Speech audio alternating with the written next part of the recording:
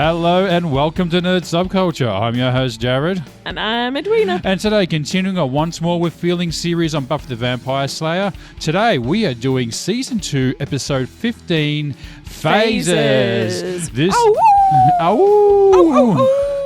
episode was first aired January 27th, 1998, written by Rob Desatel and Dean Patali, and directed by Bruce Seth Green.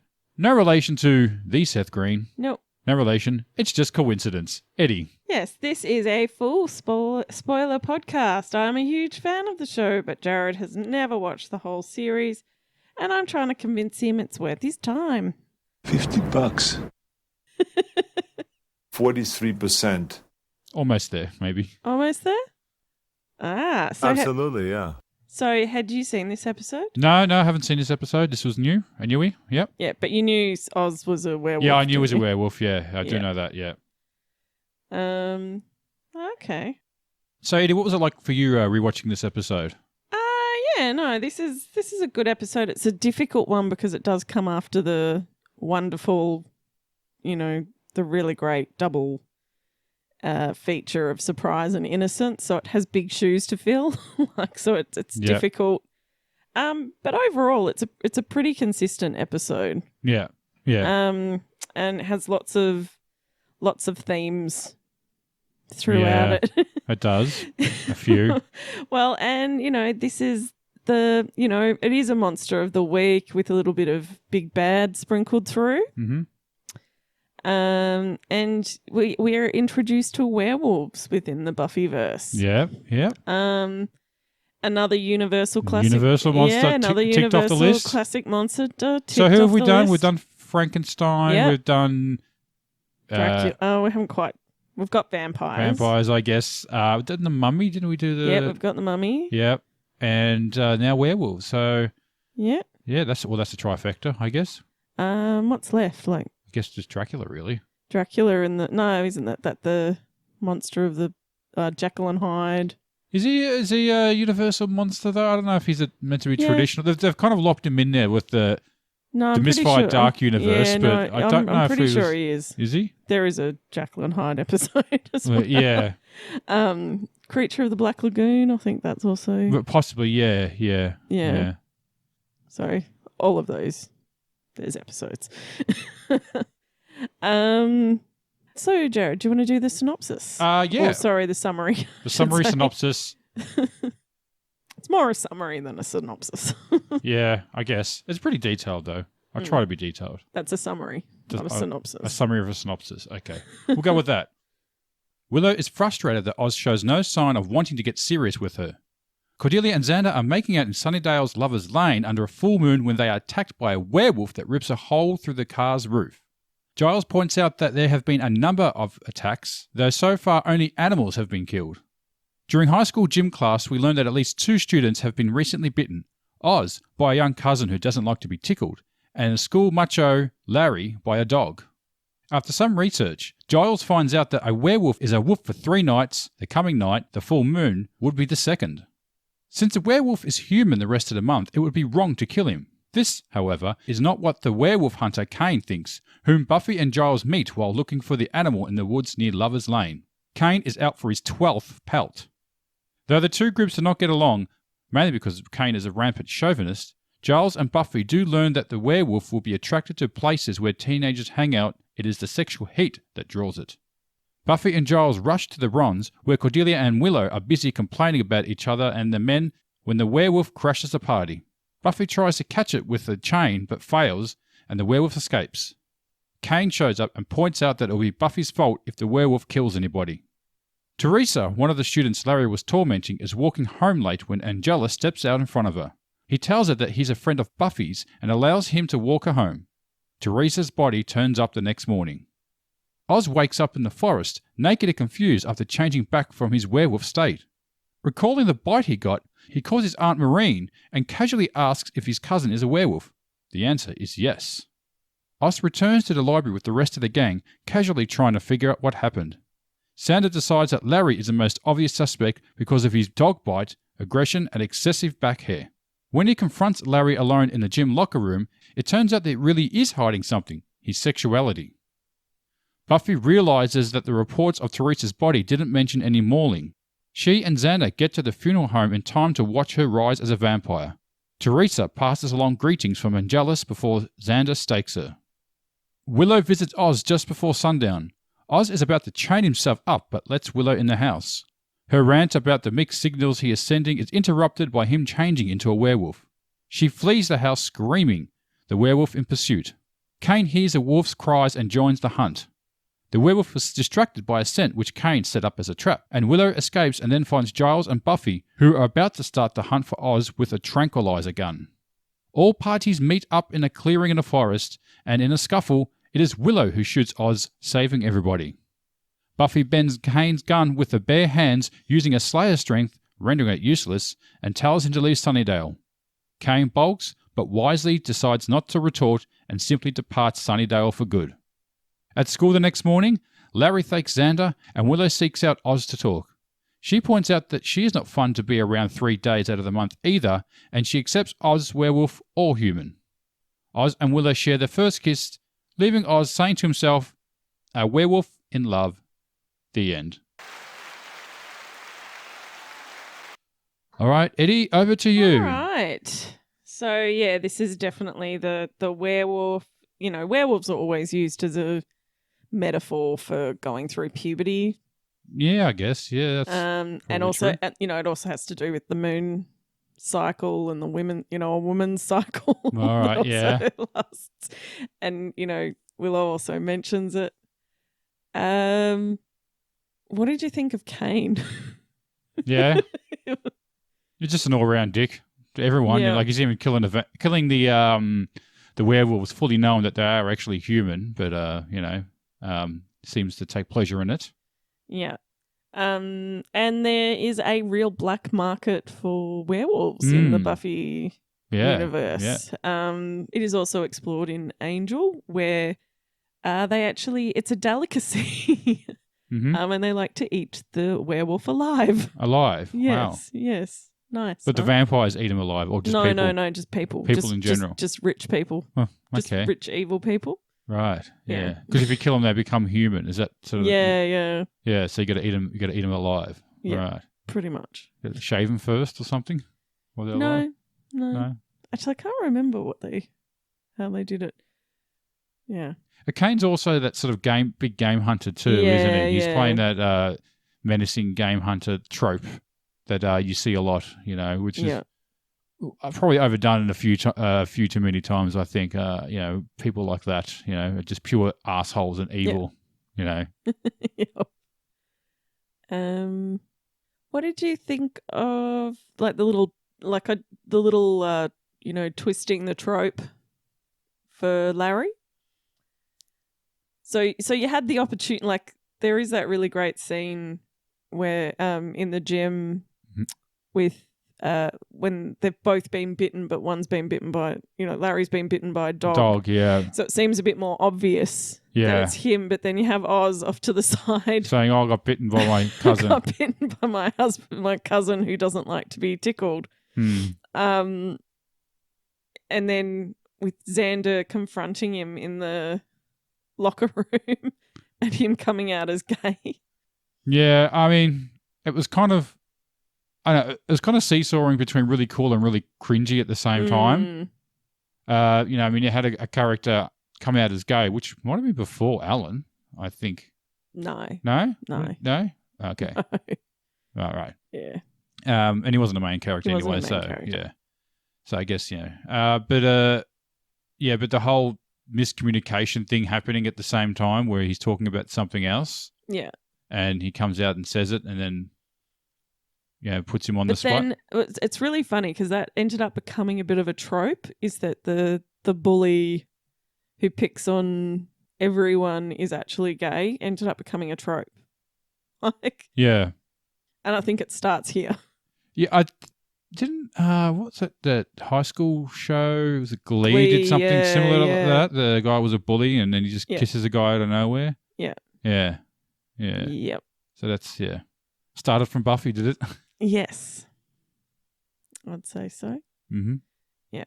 But twisting the bully trope, I suppose. So the Lover's Lane. So there's a mountain in Sunnydale as well. Oh yeah, well, you sort of already knew about the woods around. Yeah, but it was like a lookout they were at though. Yeah, so there must be like a pretty big mountain there as well. Yeah, but it also can't be that far from like the school. Oh, because Willow ran from there. Yes. Yeah. and cleaned her overalls on the way. Yeah.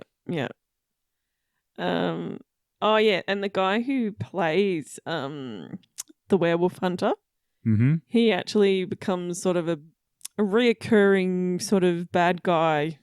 So he's sort of a big bad, but he's more of a, I don't know what you call it. It sets things in motion of being the big bad. In Buffy? In Angel. Oh, okay. Yeah, as Sanji. It's just a different character? Yeah. Oh, right, okay. Yeah. Right. As a completely different character, yeah. Okay. With lots and lots of makeup. Oh, right. Or is he like a demon or something, is he? Yeah, yeah. Oh. I did see the actor was in Supernatural as the cop. Does that ring a bell? I don't know that show. No, I think he's like an old friend of the dads. Their dads. Yeah. I think he reoccurs a couple of times and calls them when there's weird occurrences. Got him on speed dial. Yeah. Well, actually, people don't have speed dial anymore. No. He's just got the number. Everybody's on speed dial. Everyone's on speed dial, yeah. I suppose, is that your friends? I've got like a friends. I've got like the most call list. I've got a favourite. All right, he's on favourites. Okay, yeah, he's on the favourites list. He's on the favourites list. Oh yeah, we've got Xander also revealing that he does actually remember what happened in the pack. Yeah. He outs himself. Yeah, he does, yeah. Going on about those uncontrollable urges. Yeah, and devour someone. To devour, to crave freshly killed meat. So he must have memory of the teacher, was it? Or he didn't eat the teacher. He ate the pig. Oh, the pig, yeah. Yeah. But as I said, if that's the case, did all of those kids that ate the teacher, did they all end up in a psychiatric ward? Well, I haven't seen them at school for a while, so it's possible. So. Yeah, in a padded room and not in a good state at all. No. There's that. I have to mention that weird scene after Xander kills the vampire Teresa and Buffy hugs him.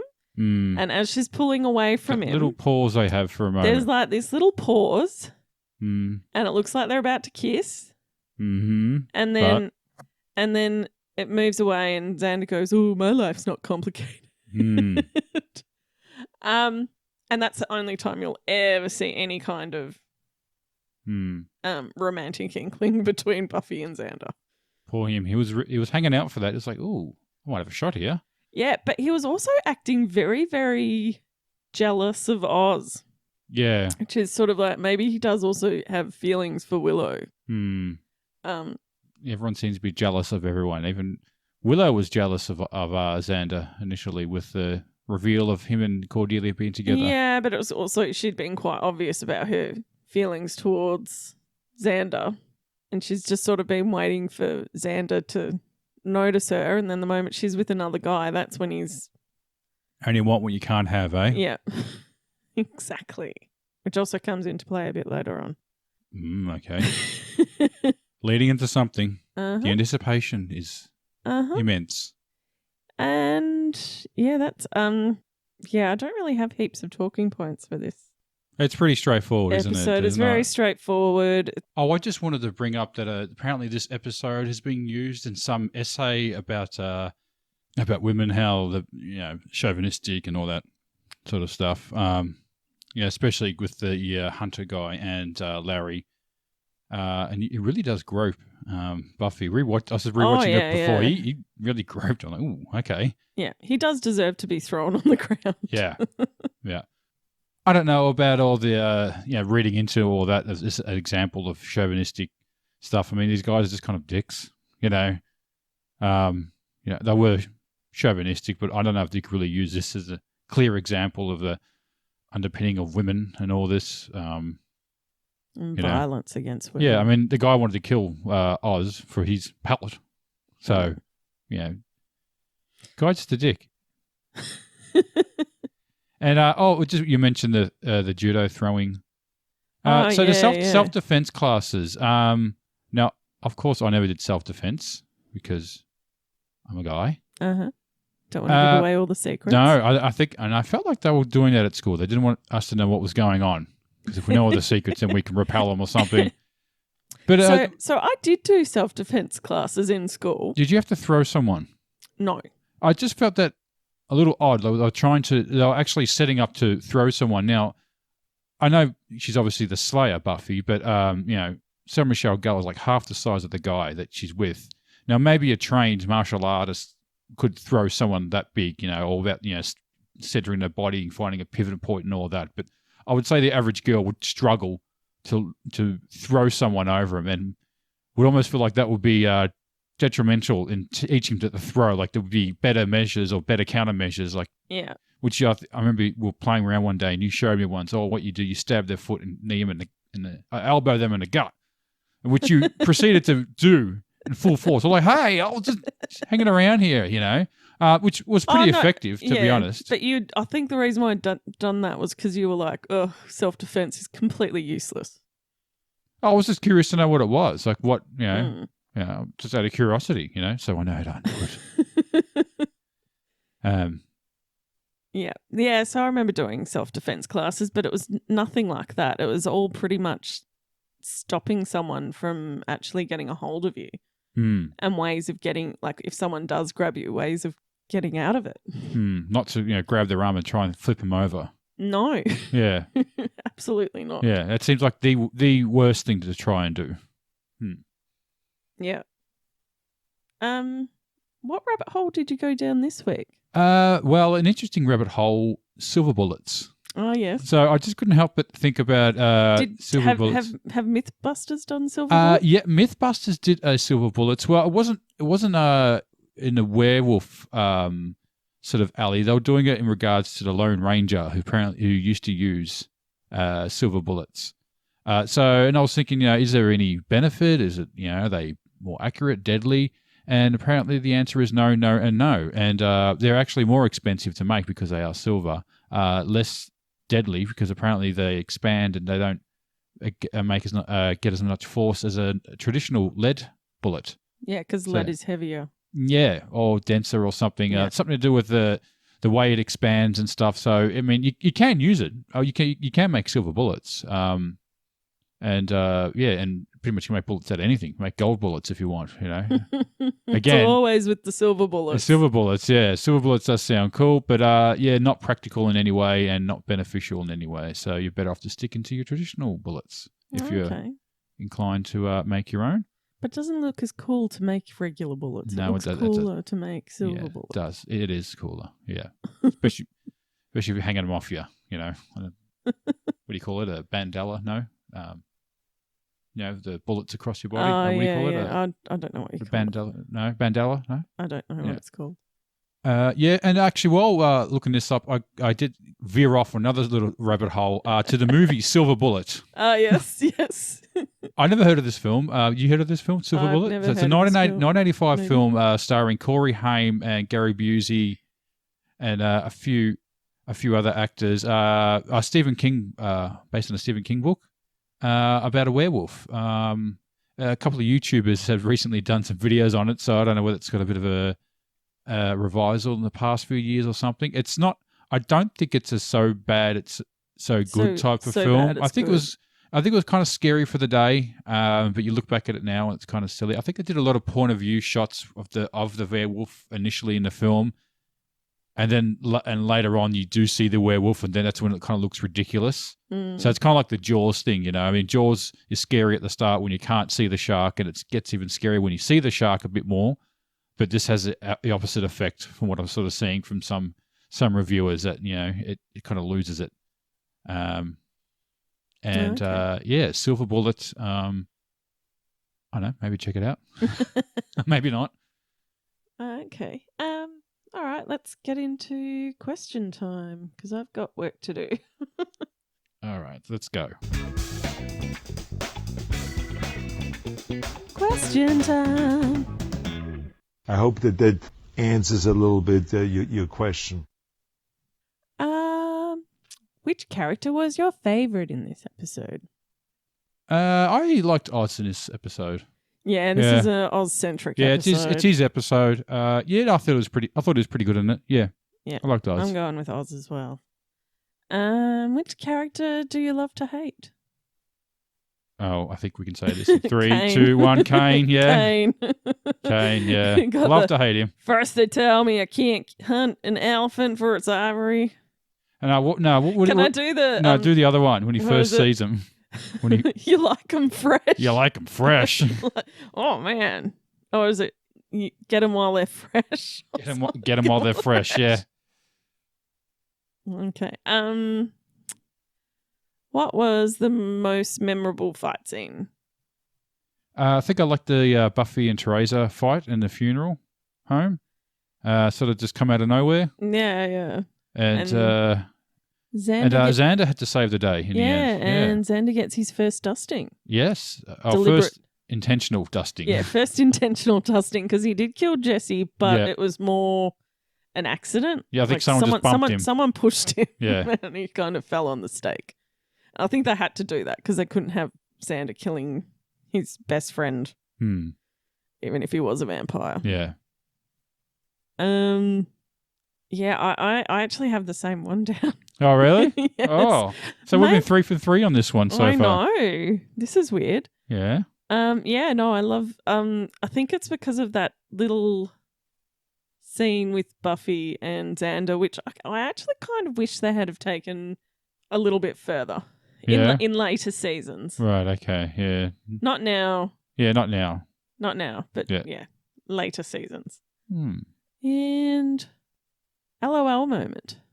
I really liked when Oz was on the phone. Calling up his auntie. He's like, hey, is my cousin a werewolf? And he's like, uh-huh. How long has that been going on for? Yes. Right. Yeah. Yeah, just go, he's a werewolf, you know. Is he a little kid? Yeah. Right. Are the parents werewolves? The parents must be werewolves. So they're like the werewolf family, is it? Or possibly, yeah. Do you think they do it doggy style? Yuck. That does come into it as well. Absolutely, yeah. Yeah, mine is the Larry. It's Larry to Oz, and it's like, man, Oz, I would love to get me some of that Buffy and Willow action, if you know what I mean. And Oz responds with, "That's great, Larry. You've really mastered the single entendre." Yeah, the single entendre. Yeah. Okay, who gets the wooden spoon? And I have elected Buffy the Vampire Slayer as the wooden spoon winner this week. All right. Give me your reasons. Well, she didn't slay the vampire. Xander had to do it. Yep. She got caught in the trap. Yep.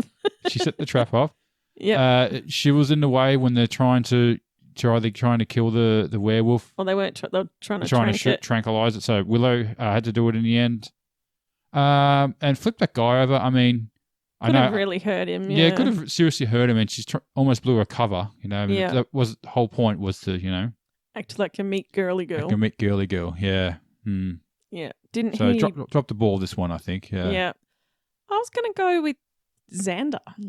Oh. For outing Larry. It was kind of uncalled for. I don't think it was his place. He didn't really call him out though. Like that, he just kind of spat that out. I don't think. And he tried to sort of explain it, but it was that awkward scene where you're trying to explain something, but he sort of grummed with it. And then once he said it, he's like, "Oh shit, you can't go back on this now." You know, you're sort of you're all in, and all you can do is kind of support and say, "Yeah, man, no, I'm with you." You know. So he kind of did the right thing. But then he wasn't supportive of him. Then he kind of wanted to hide it. Well, he had to hide his secret. I mean, that's what he said he'd do. Yeah, but he was like, don't. Yeah. Anyway, I don't particularly like Xander for that. Yeah. Getting jealous of Oz, like he's really jealous of Willow. Jealous, protective, you know. jealous. Like he's kissing Cordelia and going on and on and on about it. Oh, well, that's odd. Yes. Kissing a girl and then talking Yeah, about but another that's girl. what I mean. Like he's doing it in front Yeah. of Cordelia. Hmm. Like this weird jealousy thing. And Cordelia is actually quite upset about it because if he's not yammering on about being jealous of about Willow and Oz, he's on about Buffy. Hmm. So and again there is that weird scene where it looks like he's about to kiss her. Yeah. But he doesn't. Thankfully. It's probably good. Control those urges. Yeah. So anyway. Favorite scene? I think the Angelus meeting the werewolf scene was pretty cool. Oh yeah. I really wasn't sure where that was going to go, like the werewolf meeting a vampire. Yeah. Like where they kind of stood on their Yeah, ground. because it's done in a lot of shows that they're like mortal enemies. Yeah, and I wasn't Like yeah.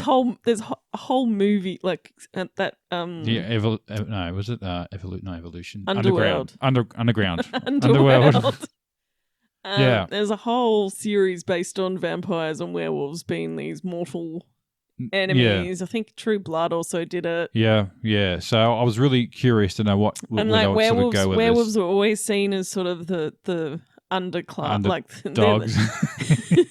they're the middle class. Yeah. The vamps always seem to have the higher ground with the werewolves in most iterations. They're the savages, aren't they? So the werewolves are the savages, and the vampires are the elites, sort of. The suave, sophisticated, smooth ones, and it's almost like the workers and the intellect sort of thing. Yes. That you sort of got going. They're the socialists. Yeah. They're the capitalists. So that scene was really cool, and just him sort of just growling at him, and the werewolf really not really knowing what to do.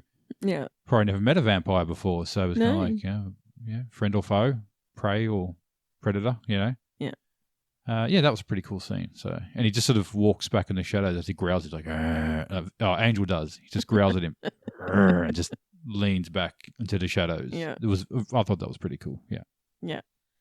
I actually like the way that they set up Larry and Oz. I think it's Larry, Oz, and Xander all talking.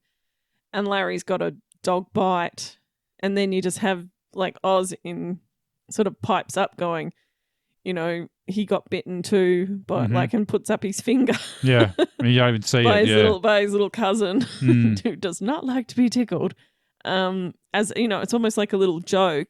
Yeah. That ends up being like a key point. Yeah. I knew straight away. I'm like, okay, that's how he became a werewolf. Yeah.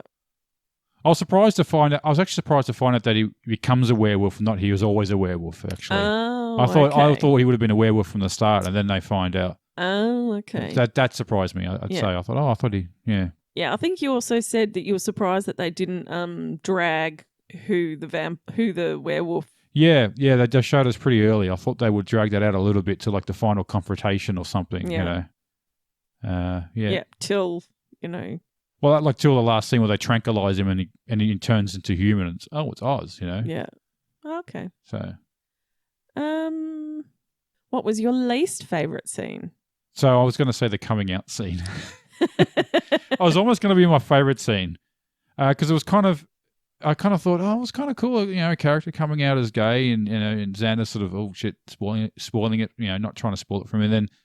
But then the awkwardness of the whole situation just sort of put me off a little bit as well, as you were saying before. I mean, he was trying to be supportive of him, but the whole scene where each character is trying to say something else that they're misunderstanding, and one just won't listen for a second while the other one can just, without being specific, and he coughs up something else completely unrelated to what he was talking about. Yeah. Just felt a little forced, I felt. And to be that the fact that he was gay, to throw that in there. Yeah. Yeah, wasn't a big fan of that, I got to say. But I was almost going to put that as my first one. So it was, love hate scene, I'd say. Yeah, same.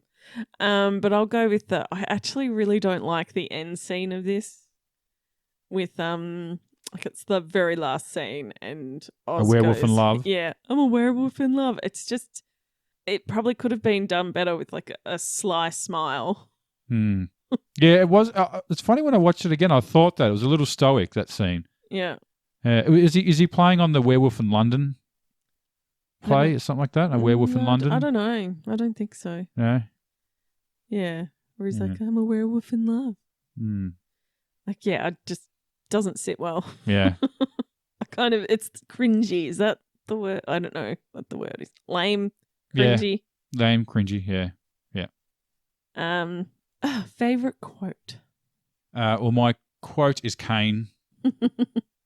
When he has to go at Buffy and says, "First to tell me you can't hunt elephants for its ivory, now got to deal with the people for the ethical treatment of werewolves." I was going to throw a southern accent in that, but I don't think he had one, did he? No. He should have had one. He should have had one. Just throw that on there. Big game hunter who's also a Texan. Yeah. That ticks all the boxes. Texans like their guns, right? Yeah. I think Americans like their guns in general, don't they? Yeah. Yeah. I'm gonna go with it's the Buffy and Xander and Giles, and Buffy sort of goes, "In other words, you're typical male," and Xander's like, "On behalf of my gender, hey." Yeah. And then Giles is like, "Yes, let's not jump to any conclusions. I didn't jump. I took a tiny step, and their conclusions were." Yeah. I do like that line. I don't. didn't jump. I took a tiny step, and there were conclusions. Okay. Best Cordelia freak out moment. Oh, in the car when they're being attacked by the werewolf. I've got the just before that. Oh, I've got the just after it. I mean, she's freaking out pretty hard there. So. Okay, so do you want I me can't find the keys. I've got the excuse me. We didn't come here to talk about Willow. We came here to do things I can never tell my father about because he still thinks I'm a good girl. And then, yeah, you've got her freaking out about dropping the key. Yeah. I think that was a good freak out moment. Top tier freak out. Yeah. Who's the MVP of the episode? And I was going to award it to Xander. Oh, okay. I thought he got the MVP. He saved Buffy from the vamp. All right, yeah. He helped that guy come out of the closet. Unintentionally. Helped Larry He didn't force it out of him. He kind of spewed it out and he kind of just rolled with it. And he's like, okay, yeah. That's exactly what I was talking about. And what else did he do? He did something else too, didn't he? I think he didn't kiss Buffy. He didn't kiss Buffy. Yeah. I'm going to give it to Willow. Willow, all right. Yeah, so she, so she's the one who works out that Oz is the werewolf. Well, she didn't work it out. He just transformed in front of her. Oh, so, yeah. So, well, yes. Don't give her a medal for that. But she manages to get away from him and then as a werewolf and then runs to Buffy and then she's the one who ends up shooting him. It's just before she goes to the Olympics as a sprinter for running from the... Yes, she outran in those woods that are... Yeah, in the overalls, and she outran a werewolf. That's got to be worth something. Yeah. I actually looked up a map of Sunnydale. Really? There is a map. Oh, really? Yeah, like a fan-made map, and it's got all the locations. It's got the university. It's got the zoo. It's got the port. It's got the Lovers Lane. Yep. There's about 10 cemeteries in Sunnydale. Yeah, there's meant to be a lot of churches as well. Yeah, a lot of churches, yeah. And all the houses are marked out on the roads. So it's about 3 streets, yeah. But also from that, it looked like it was a lookout point. So you could see over the town. You could see all the street There's lights. a mountain there. So there must be like a mountain there, yeah. Yeah. Oh, there was definitely woods because they do come back into play. Yeah. All right. What do you rate this episode out of 10? Well, I will give it 4 werewolf pelts. Okay. Yeah, I'll go 6 out of 10 silver bullets. I was going to say silver bullets, but I thought, it just seems like typical. Go something different. Werewolf pelts. That'll do. Yeah. Yeah. If I was going to give it a lower score, I probably would have gone full moons. 3 full moons. Oh, just to be more specific on the full moon. Or maybe 4 ass gropes. Yeah. Yeah. Was there anything else you wanted to add? Or No, I've actually got work to do, so it might be time to wrap it up. Time to wrap it up. You ready, done? You done, Eddie? I'm done. Where would it wrap it up? Okay. Well, I hope you've enjoyed us tonight. We are Nerd Subculture. I'm Jared. And I'm Edwina. And you can listen to us on socials such as... We're on Twitter, Facebook, TikTok. You might get these right one day, Eddie. One day. I'm not good straight off the top of my head. No, you're not. So yeah. be sure to like, share, subscribe, share us a comment. And we'll catch you next time. See ya. Bye. Woo!